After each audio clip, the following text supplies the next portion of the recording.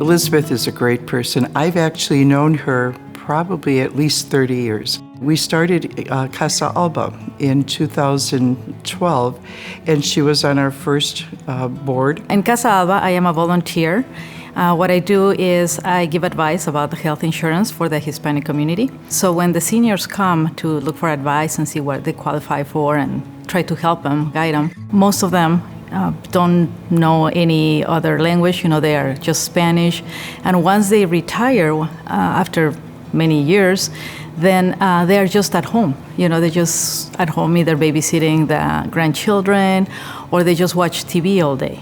And they just reminded me a lot of what my mom used to when I brought her, because I am from Mexico. My dad passed away when I was very young. So my mom basically took care of us in Mexico City. She drove, she worked, she was mom and dad, but she didn't know any English. Our culture, you basically don't leave your parents. You're kind of like, you take care of them. So I told my husband, I can't leave my mom in Mexico. That is just not our culture. So I bring her to United States. That changed her life. Because the independent, woman that she has always been, to move her to United States where she didn't know the language, where she depended 100% on me, and it was like, cutting her wings. And that's how I approached Sister Melanie, to see if we could create something that could get them out of their house, a group or some kind of gathering where we could bring the Hispanic seniors into a place where they can share their language, where they can be together, when they can do activities together. So she loved the idea, she loved the idea. Her mother, Luz Marie, a lot of people called her Lucy, is someone that I had the privilege of knowing, and because of her great love for her mother, it captures a special place in her heart, and that's why she has such a love for seniors, and she's able to bring out the best in them.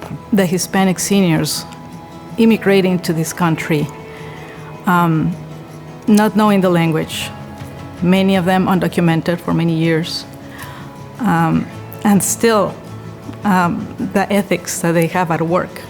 Didn't matter the weather, didn't matter they didn't speak the language, didn't matter, they gave it all, and it just breaks my heart. It breaks my heart, because I know the language. I came here documented, and it's hard as an immigrant to see them. Alex said it's an honor. It's an honor. I think that a lot of what she's been doing has not only used the resources of the community, but is getting the Spanish-speaking senior feeling that this is home, that some of the people who are here for them too, and that the resources that are there are resources that they're able to access. Ethics to me means putting in practice what you were taught, your values, and knowing that you're doing good.